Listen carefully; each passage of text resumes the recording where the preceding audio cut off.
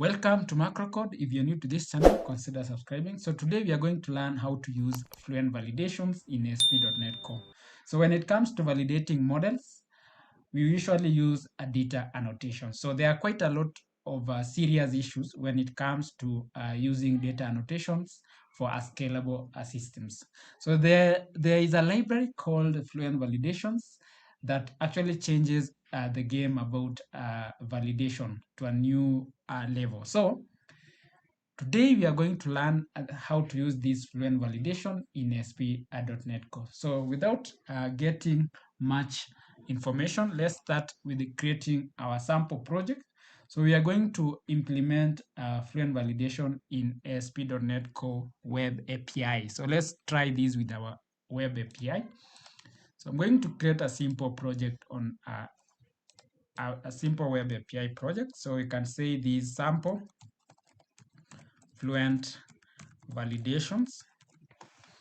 So I'm going to create a project here. So I'm going to use ASP.NET Core 7.0 standard term support, then configure HTTP for HTTPS, I mean. So let's create as our project. So if you're new to this channel, consider subscribing. And if you like to have the source code, see down below the comment section, then you'll be able to have the source code on our GitHub link. So what's the problem here? So data validation is extremely vital for any kind of application. So the go-to approach for model validation in any .NET application is data annotations. So where you have to declare attributes over the properties of the models. So how does it work? So let's create a simple folder. We call these models. Then on our model, let's create a simple class called students. So we can call this student. So on our student class, we can say public string ID. So there we are. Then you can also have, so this is int. So we can have this as a primary key. So we can annotate this way. Then you can have a first name. Then on the another one, you can do middle name.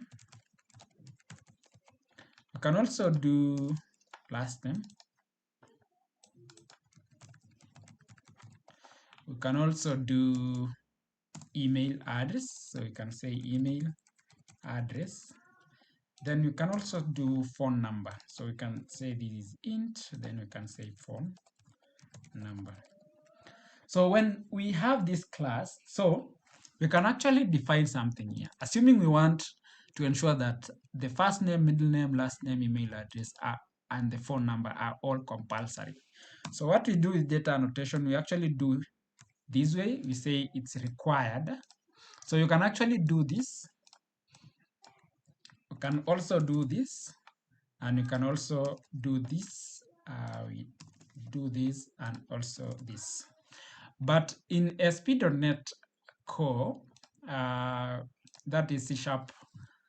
So there are some improvements that has been made on C#. You can actually remove this and do required here. So if you can also do required here. You can also do required. So you can say required here and get rid of this. So you can do that, get rid of these, and you can do here required. You can also do these required here. So you can also do that. So assuming we want to allow the user when supplying the email address to give us the correct email address. So what we do is we annotate this with email address.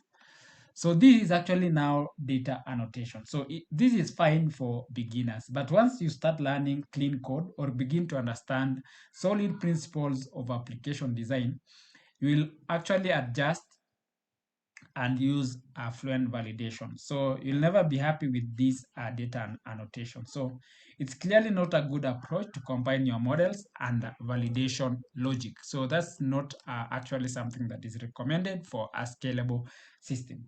So assuming also, for example, you on the first name, you can also limit these to the number of characters.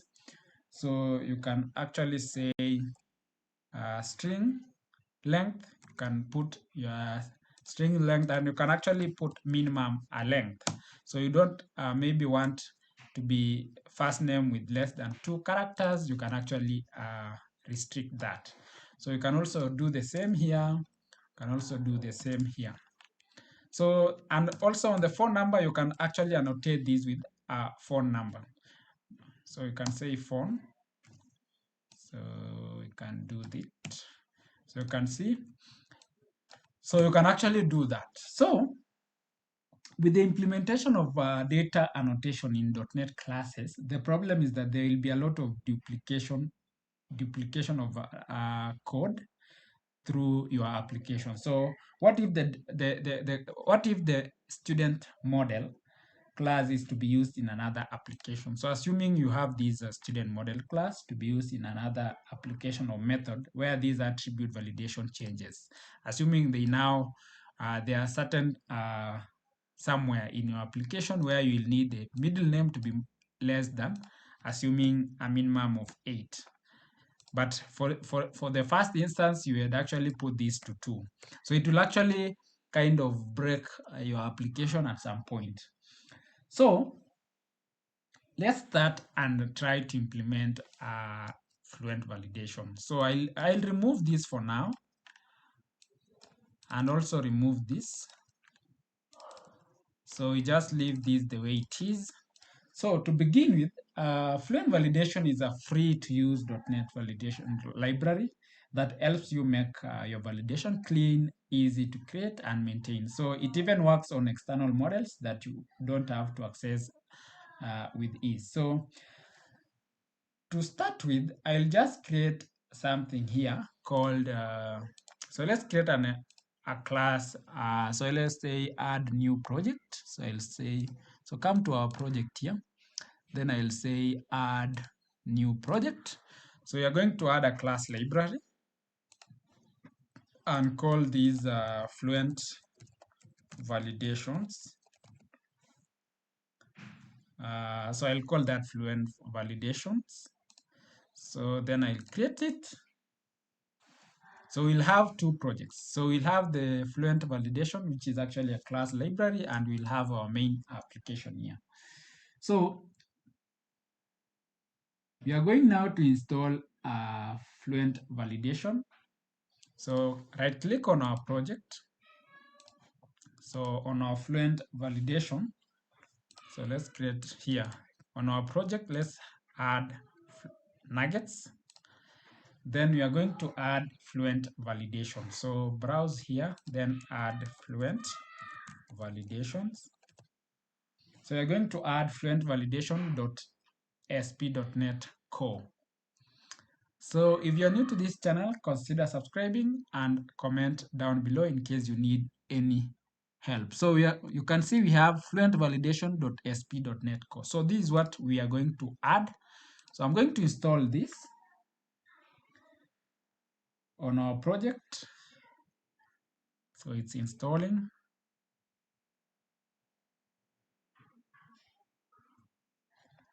Apply and accept.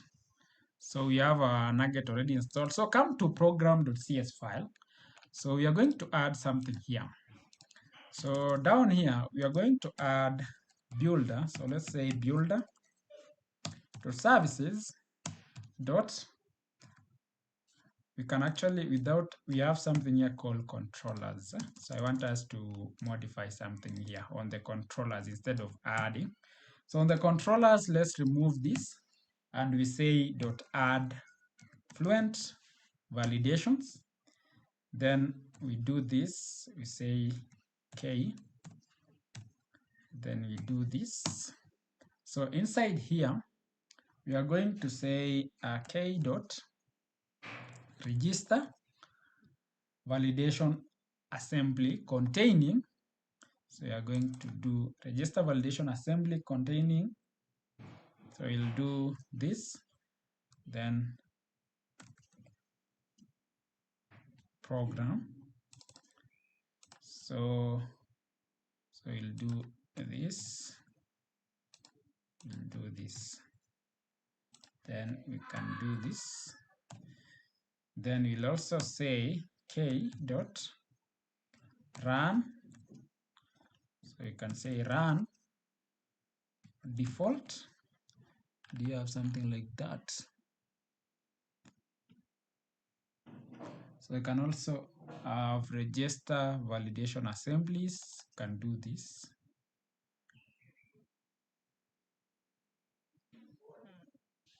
I can do this. So I think we have that. So you can also do this. So the next thing that you are going to do is to create a student validator. So I'm going to create a folder. So let's create a folder here within our Fluent Validations. Let's create a folder called the students validators. Then inside student, or we call these validators. So let's change these to validators. Then inside validators, we can create a class called student validator. So if we press enter, we can just have this as public. Then inside these, we can have these as abstract validator. Should borrow from abstract. So we can actually install also on our Fluent Validation a nugget for, so let me just remove this so that we don't get an error. So we can install a nugget here called Fluent Validation. Fluent. So we can install that here. So we can install our nugget there. So let's see if it is installed. So it's installed. So we can do now this issue abstract validator. Then we pass our model. So we can actually borrow, so we can actually take this model from up here and paste it on our, so we should have our models at the top. So we can have our models here. So we can, so let's see our class here. It should be, the namespace now should be Fluent Validators for our model. Let's change this. Then we can have these as models. So if we do that, then we'll have a class here. So our class is within Fluent Validators, then model. Here we have, then we have the validators. So for the validators, we now need a student model here.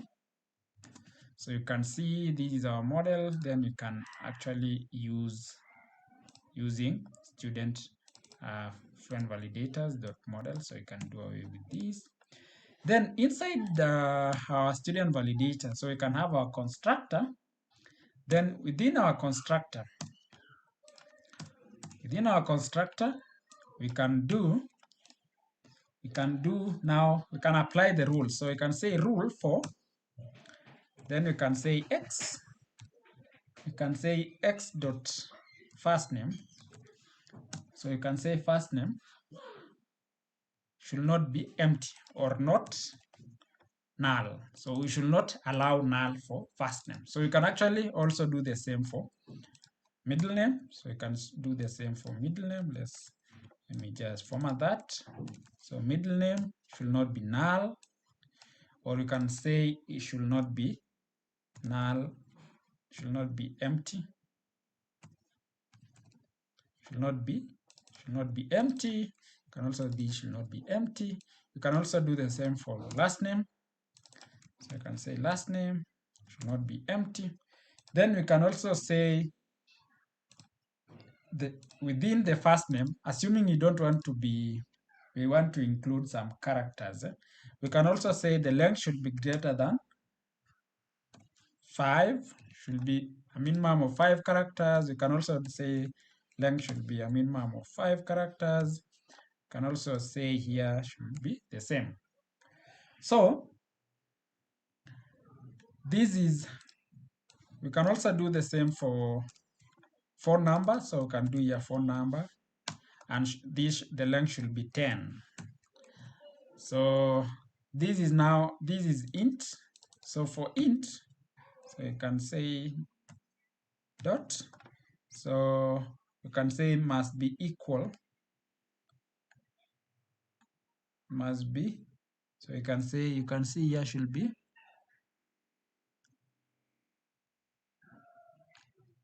equals to. So we should be, our phone number should be equal to 10. So we have actually done that now for our model. So the next thing that we are going to do is we need to create our endpoint. So let's create our, now see this implementation on our,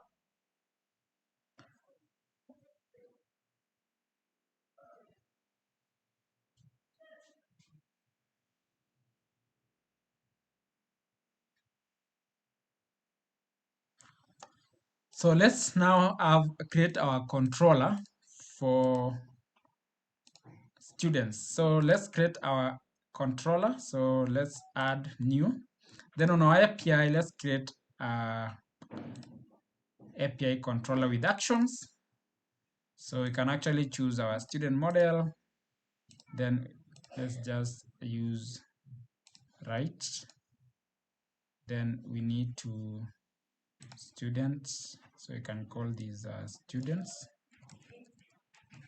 Or we can actually apply ASP, that is Entity Framework Core. So let's add some nuggets so that you make these a bit real time.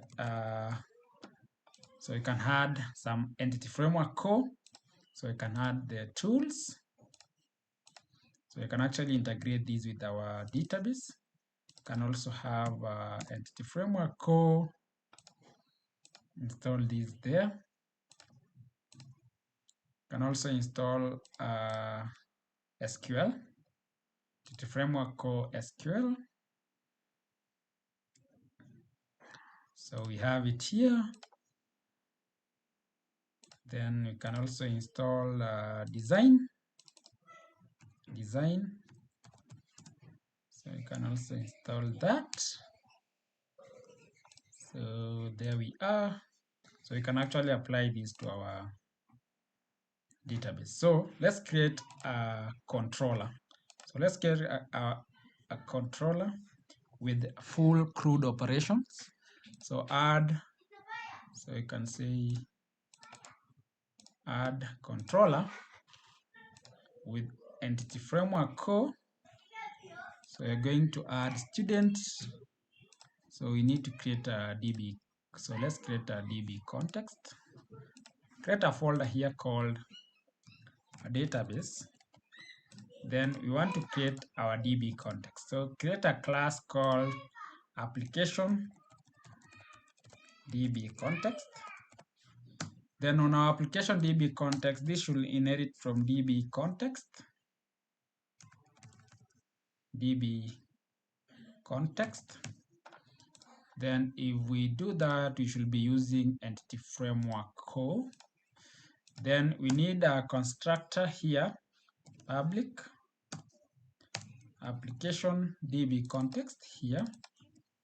Then we should be using DB context options. Then we do that. So that is it. So DB context options, we have it here.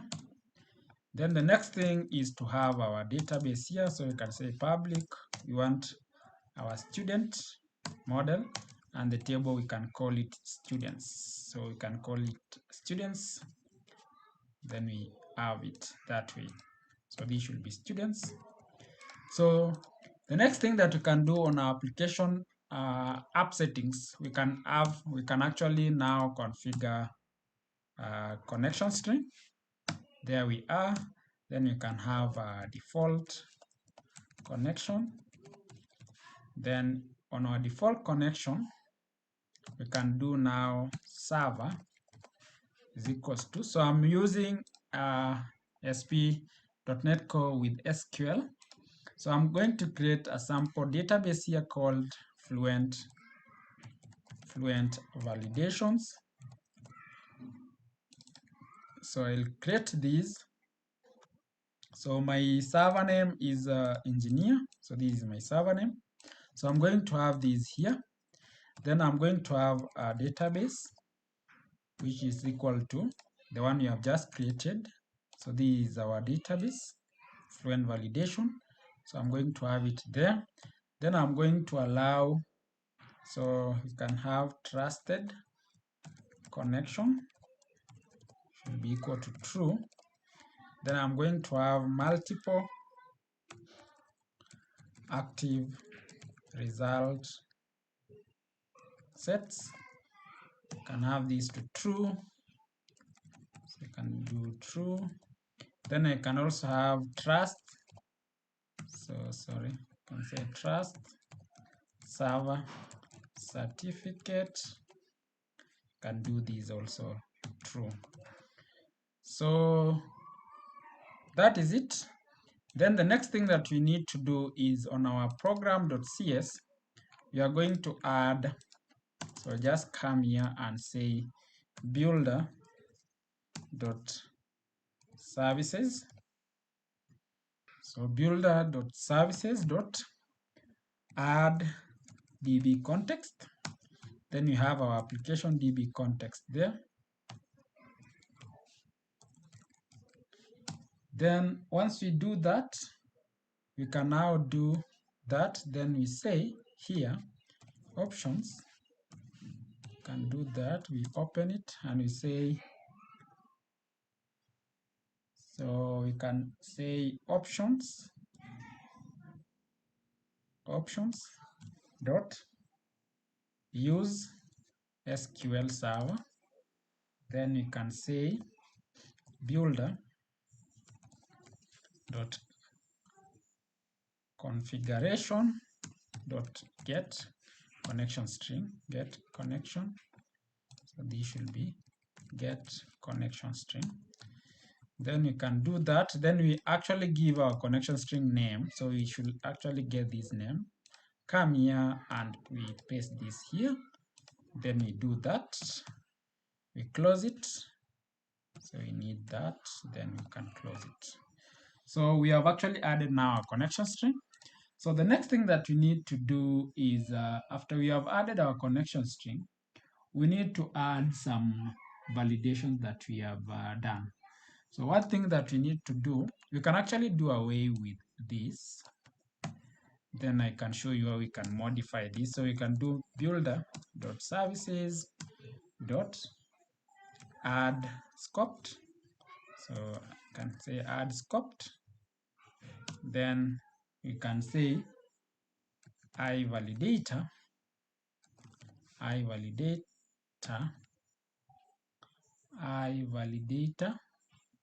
Do you have it? Yes, iValidator. Then we say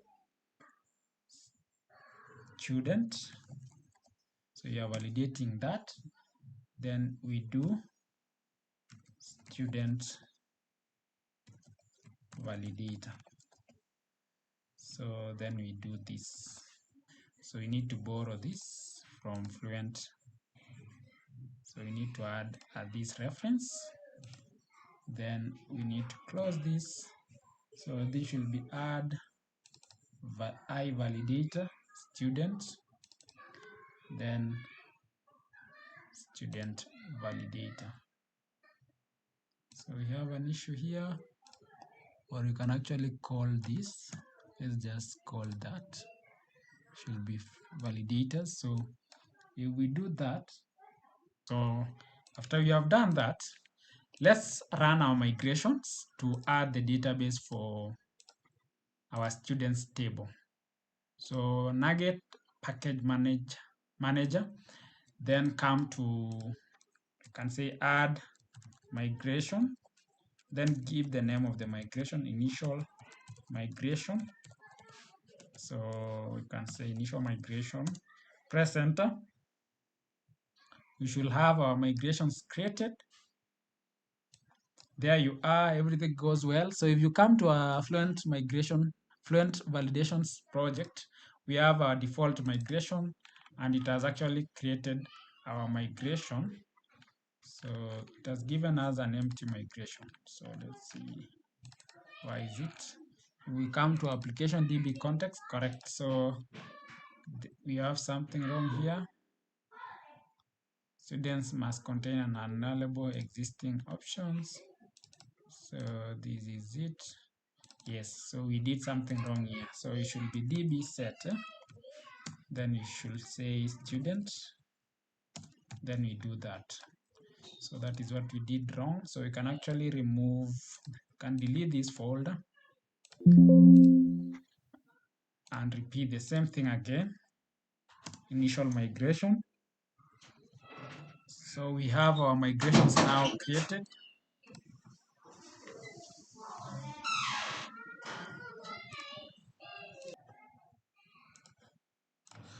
So you can see our migration file. We have the students table created. We also have the primary key here.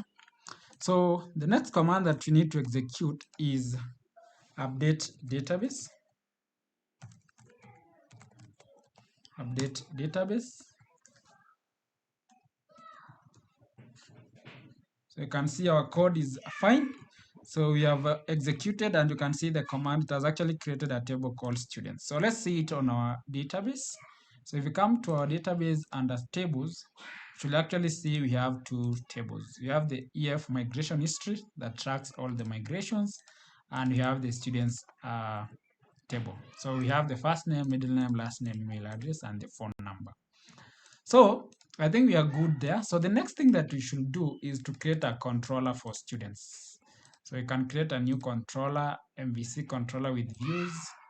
So actually we should create an API controller with actions. I think we chose the wrong one.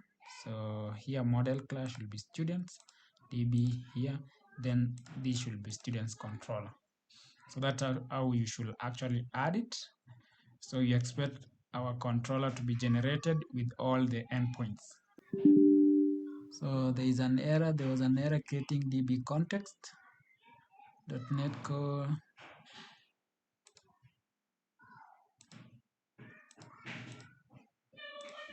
So let's see on our program.cs if we have our DB context class. So I think we have our application DB context. We have our DB context class. So let's create a controller here. You see again.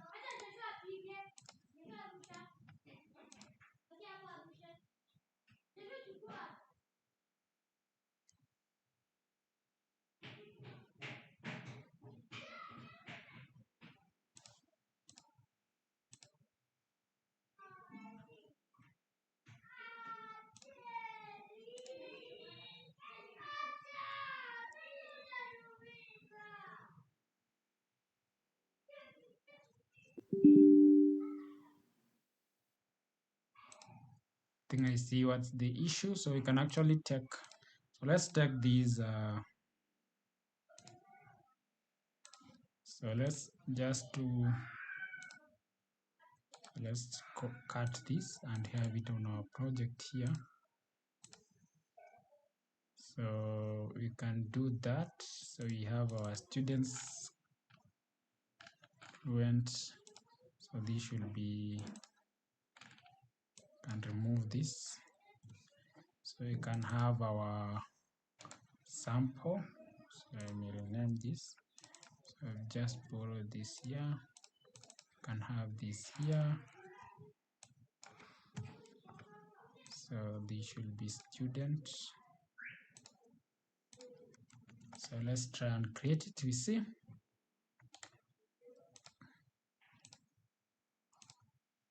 API. So we'll have our students model application DB context. So let's generate it. We see.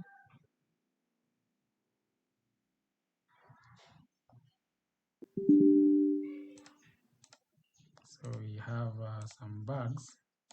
Let's build and see.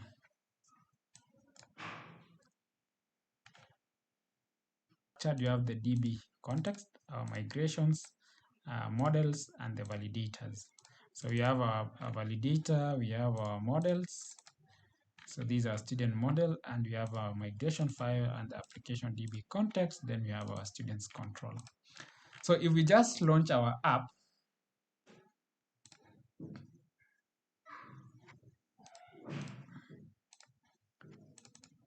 so you can see unable to figure the required services. Please add the required service by calling authorization. So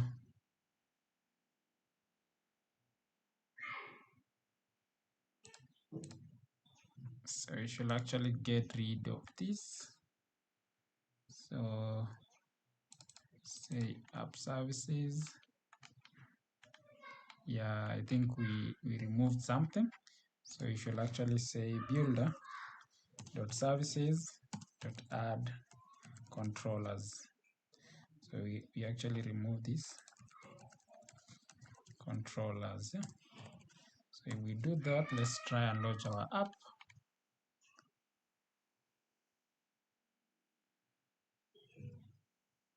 Our app should be up. So there we are.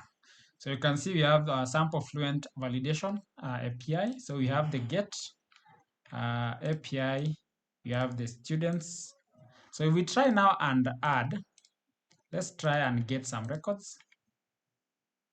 You can see we are getting empty records. So assuming we want to add some records, let's try to add. So we'll add James. So let's try and say James Kimani Karanja. Then you say this is test.example.com. Then you say phone number is 07 14 98 85 86 or 80. So if we execute this, we should be able to get, you can see there is an error. So we say one or more validation errors occurred. So the student field is required, invalid leading 0 before 7. So you can actually see on our, so we have a student field, the phone number. So you can see the phone number, can do that, we see. So we've removed 0 and it has gone through. So if we come to our database and execute this, you see we have the numbers there. So if we execute again, we'll have the record. So we haven't implemented Fluent Validation. So if you come to our API under Students Controller, you can see we have a Students Controller. It is taking a student model. So how are we going to implement this? So we need to see how we are going to implement this, so that when we post the record, we should actually get these validated. So how are we going to validate this? So we are going to say here private, then you say read only, then you say student validator, then we say validator, then we do that. Then here we also do student validator, then we say validator. So then we need to assign these to, say validator is that one. So when we post record, so if we come to our post, so where is it? So if we come to our post here, so if we come to our post and we have posted a student, then we need to check. So we need to check if, so you see, you need to say if validator. So we should actually pass our validator with the model that we have received from the API. So you see our validator is expecting, so we'll say we need to get the message. So if we do that,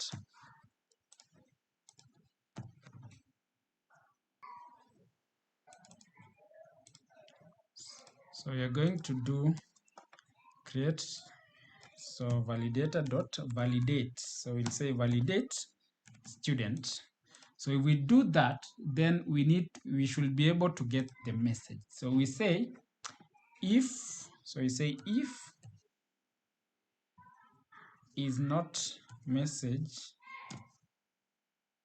dot is valid. So we say it's valid, then we do that. So if this message is not valid, then what so we can actually throw, so we throw new API validation. So we say throw new API validity. So we can say API validation. So let me just do this, comment this. So if we come here, we should actually throw, so I say throw new API. Do we have API validates? So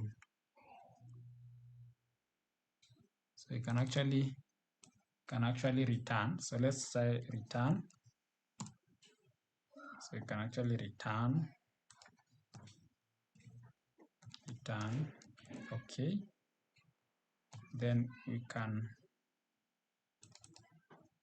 actually now return the message dot errors. So you can actually do that. So let's try and execute.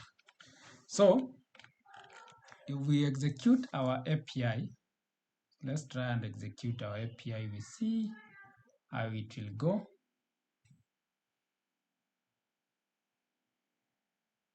To the post,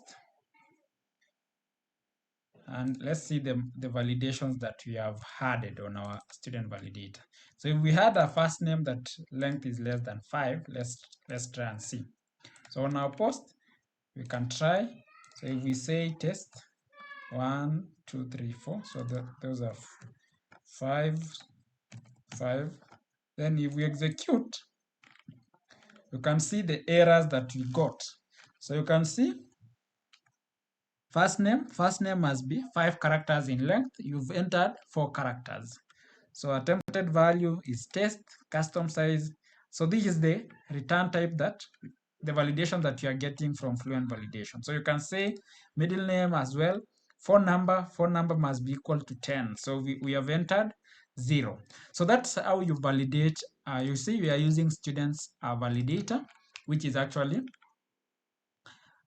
Fluent Validation. So if we just hit here and we try again, you'll be able to see, if we execute, you can be able to see that we are getting this, we are passing the same data to our validator. So you see our email address, first name, ID, last name, middle name, and the phone number.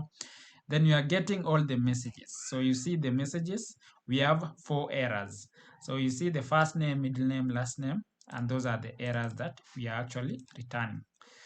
So if that is not fine, so if we try only for the, so we say here is macro, hope that is max, so macro, so that is 5 code test. Then you say this is subscribe. Then you say this is macro code. Then we say phone number is 714 98 85 80. So if we just execute this, we expect to get 1 error. Which one? I think we can do away with this. We say 7456. So if we execute, we should be able to get only 1 error for the phone number. So if we do that, you can see we are getting middle name must be 5 characters in length. You've entered 8. So we've actually, so the middle name we've entered is so the length, you can see the length should be 5, 5, 5. But assuming we want to be more than 5, so if we can do this, we can actually say greater than or equal. So you can say greater than or equal to 5. So let's just stop this. So you can say, so this should be minimum. So you can say minimum length is 5. You can also say this is minimum length is 5. You can say minimum length is 5. So if you put in length, it will only accept 5. Then if we try now, this is where you'll be altering the validation. And as you can actually have different validation based on different sections. So if we try to execute, we say this is James. We say Mwangi. So I think these were 5. It's a bit more coding. Then we say macro. Then we just have these as 7. Do that. If we execute, we are getting only one error. Phone number must be equal to 10. So if we do that, you can see the error that you are getting, property name and the error message. So this is the error that you are getting. So if we change this to 10, so you say 7, 14, 98, 85, 80. So if we execute, do you have any error? Yes, we still have an error. So if we add one character here, execute, you can see the student field is required. The JSON value cannot be converted to system string. So what is the issue here? Say 5. So 1, 2, 3, 4, 5, 6, 7, 8, 9, 10. So if we execute this again, so let me see what's the issue.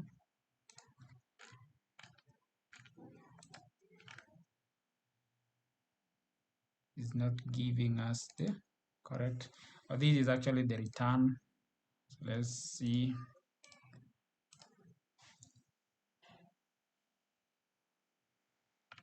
So if we come to our database, if we do that, you can see we are not getting anything. So if we try now and say James Kimani. So let's first check if we have any validation on our models. We should actually remove this. You see these validations. We should actually get rid of them. There we are. So if we execute, so that this doesn't actually conflict with our validation. So we should actually remove. So let's also remove the required options here. So you should remove this and only retain the Fluent Validations. So if we try to post now,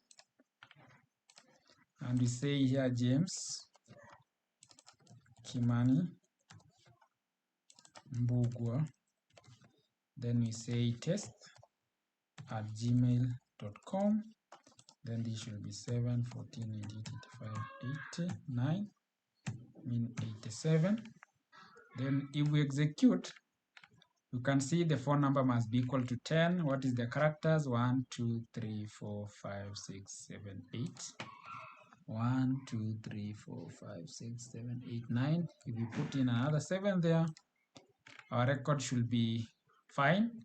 But you can see we have an issue with cannot be converted to system int. So what is the issue here? Let's check on our controller. If we hit here, do you have any errors? If we try this, say execute. Let's check on our model.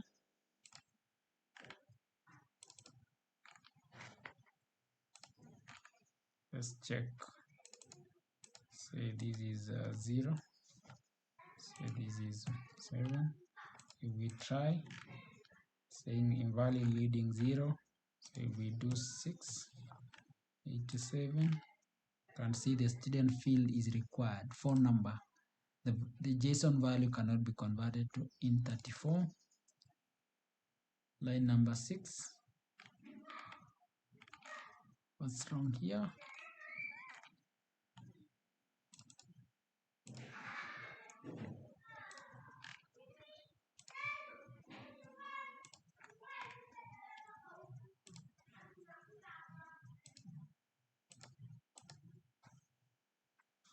Let me try and run this again.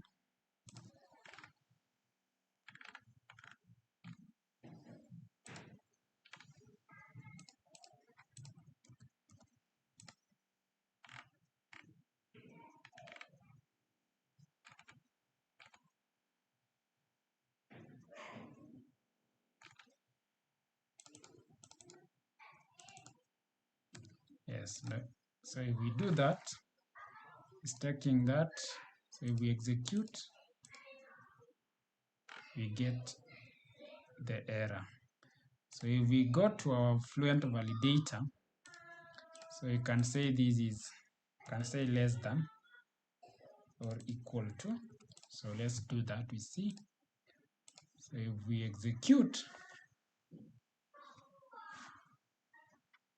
let's execute this, you see. So you can actually play around with your, so it's actually getting an issue with there's a field here good. So if we do that, you can see, do you have any errors? We don't have any errors. So if we execute that, our record is saved. So if we do this, you can see we have. So you can actually play around with Fluent Validators using ASP.NET Core MVC. So assuming you have, you can see we don't have any messages on our Fluent Validator. So you see we don't have anything here. Assuming we want to have on our first name, we want to do some kind of messages. So if it's empty or not, then we can say, you can say with message. So if we say with message, you'll have the custom name of our error message. So you can see, you can actually do, and you put in property name. So you can say property name, then you say should be not empty. So you can say this is never, should never be empty. So you'll say never. So you can actually put in some of these. So you can actually put in, for example, here you say property name should not be empty. Do the same, should never be empty. You can also do the same here. Property name should never be empty. So, but this error will apply for all. Assuming we want to have different message based on different validation. So you can actually do this.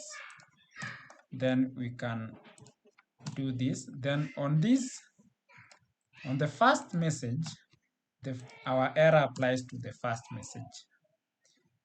On the second message, you can say the property name should not.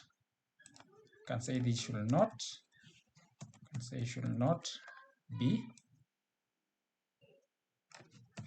empty. The second error message can say the property name should not be less than 5 characters. You can see, so you can have different error message based on different validations. So you can actually have that here. You can also do the same here. So you can also do the same here. We do this. You can also do this, have this error message here. You can see, you can also do the same here. We are having different error message based on the different validation. So if we do away with this, so you say this should never be empty, and you can say this should never be, property name should not be less than 5 characters. Phone number, you can also do that, and you can do this. You can say property name should not be less than 10 characters. So you can, and you can now close this there. So that is how you can have these validation. So this is how you can actually validate a single property with different kind of validation that you have. So that is it. So if I do this, I like having these organized. So we can do that. So this is how you are. So if we try now to execute, we should be able to get different error message based on the different validations that you have not passed.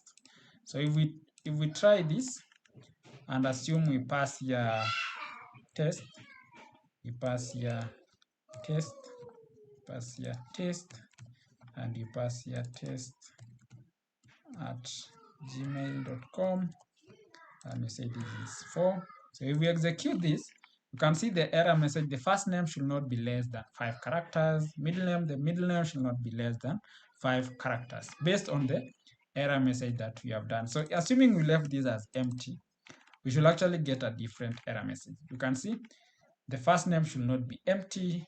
The first name, the middle name should not be.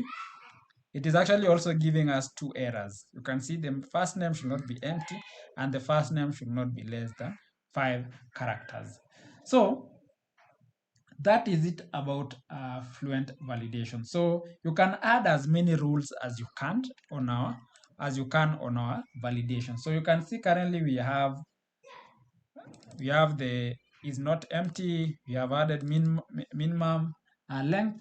So you can improve these validations as you can. For example, like for email address, you can copy this, then you can say email address.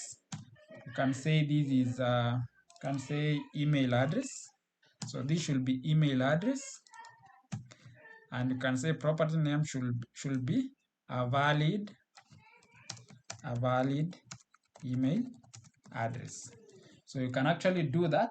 So you should actually be providing valid email address when dealing with that. So you can also put in, assuming you want a length of characters for the first name to be between a certain length. So you can also extend this, and you say you want the length to be between 2 and 50. So you can actually do the same. So the length should be between those 2 lengths. Characters can do the same here. You can also do the same here. You can also, so you'll do away with this. So you can also do the same here. So you can improve. So this should not be, should apply to only the characters. So you can see that is how you can actually improve your Fluent validations. So that is majorly about a Fluent validation.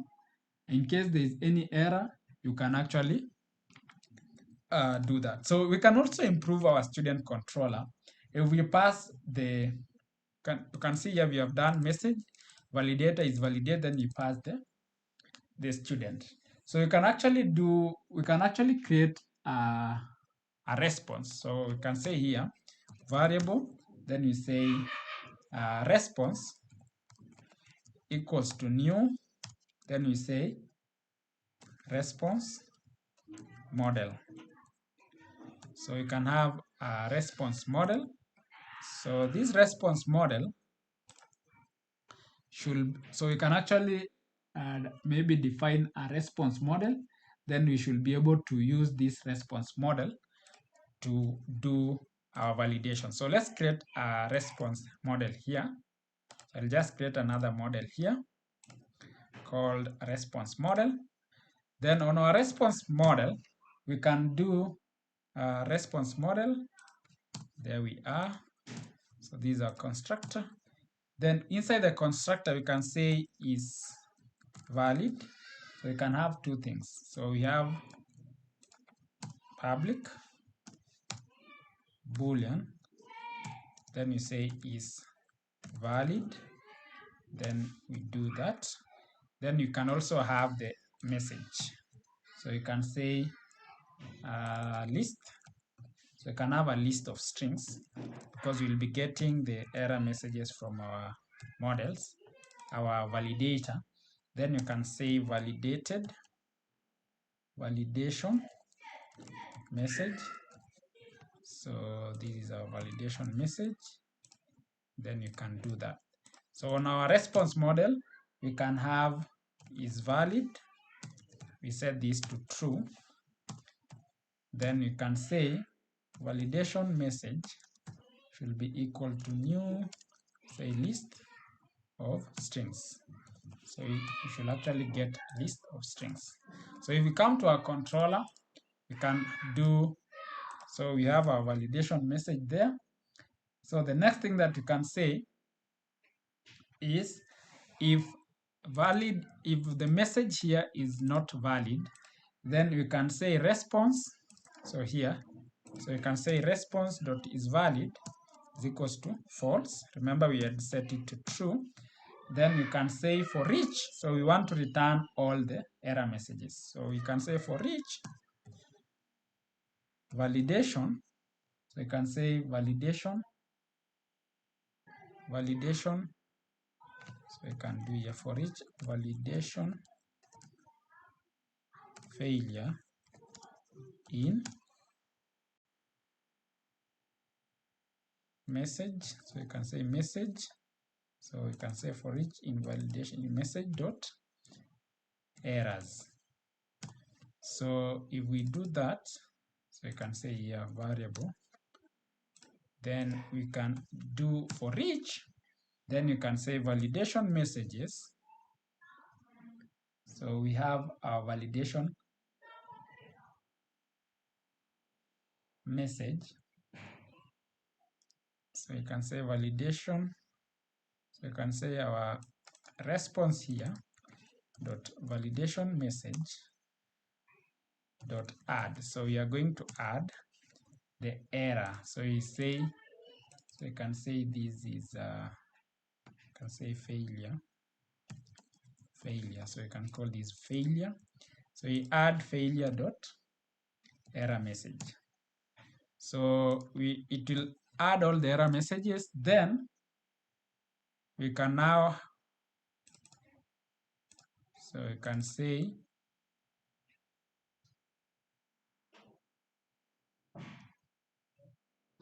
so it will be, so you can have these as a list. So I think our response dot, so this error message is a list of string. So I think it should be fine. Then if here now we should return our response. So let's see what it will return. So if we do that, because we had a lot of things on our error, it will return everything. So let's see what it will return. So if we just do this and have here a test, and we have here empty, we have here test, we have here test.com at Gmail. Let's say at gmail.com. Then we have here 1. So this should be at gmail.com. So if you execute this, you can see the messages how it is being returned. So you see is valid, is false, then validation message first name should be that. So this is how it has actually returned. So you can actually clean this up to get the exact error. Rather than as on our first validation, if we return just the message, so let me just return the message so that you see what happens. So if we return the message, we had a lot of properties that we were able to see on our errors. So if we just do this, then we say, we remove this. If we save, you can see how it was returning. So you see, we have the property name, error message, attempted value, custom state, sovereignty, error code. So this is a lot of details that we don't want. So if you want to custom that, then you can do something like this. So I think that is more about Fluent validation. So in summary, I hope you have understood this simple way to implement a Fluent validation. So I'm sure you'll be switching to this powerful library from today onwards. So I'm going to paste down below the link to the source code, and in case you have any comment down below, and see you in our next videos. Bye.